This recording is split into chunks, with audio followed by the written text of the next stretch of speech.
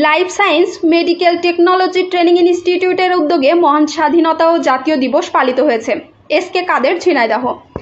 যথাযোগ্য মর্যাদায় নানা কর্মসূচির মধ্য দিয়ে ঝিনাইদহের কালীগঞ্জে ফয়লায় অবস্থিত life science medical technology training ইনস্টিটিউটের উদ্যোগে 26শে মার্চ মহান স্বাধীনতা ও জাতীয় দিবস 2025 পালিত হয়েছে। কর্মসূচির প্রথম ধাপে সকাল 10 ঘটিকায় অত্র ইনস্টিটিউটের পক্ষ থেকে সকল শহীদদের আত্মার স্মরণে উপজেলা পরিষদ চত্বরে অবস্থিত শহীদ স্মৃতিস্তম্ভে পুষ্পস্তবক অর্পণ করা হয়। কর্মসূচির দ্বিতীয় ধাপে অত্র প্রতিষ্ঠানের সভাকক্ষে আলোচনা সভা অনুষ্ঠিত হয়।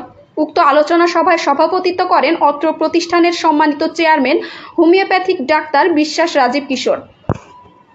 উক্ত আলোচনা সভায় উপস্থিত ছিলেন স্বাস্থ্য অধিদপ্তরের অবসরপ্রাপ্ত উপপরিচালক ও অত্র প্রতিষ্ঠানের শিক্ষক ডাক্তার প্রফুল্ল কুমার মজুমদার। সামাজিক যোগাযোগ মাধ্যমে ভার্চুয়ালি যুক্ত ছিলেন ভেটেরিনারি বিভাগের শিক্ষক ডাক্তার অনন্য রায় অন্তু, ডাক্তার মোহাম্মদ রবিউল ইসলাম জুয়েল, পরিচালক উন্নয়ন মোহাম্মদ মাসুম বিল্লাহ, রিন্টু দাস, উইলিয়াম মণ্ডল, সাধারণ শিক্ষার্থীবৃন্দ ও কর্মকর্তা কর্মচারীবৃন্দ।